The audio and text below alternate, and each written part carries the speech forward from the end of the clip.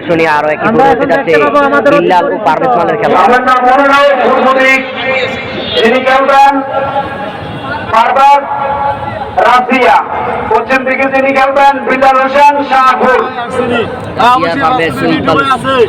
মিঠু ভাই আছে,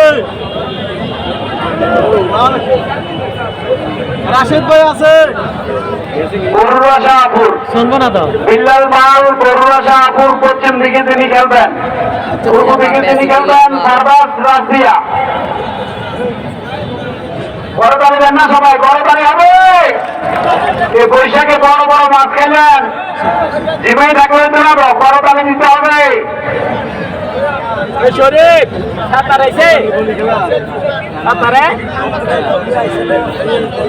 এটা কে আবার?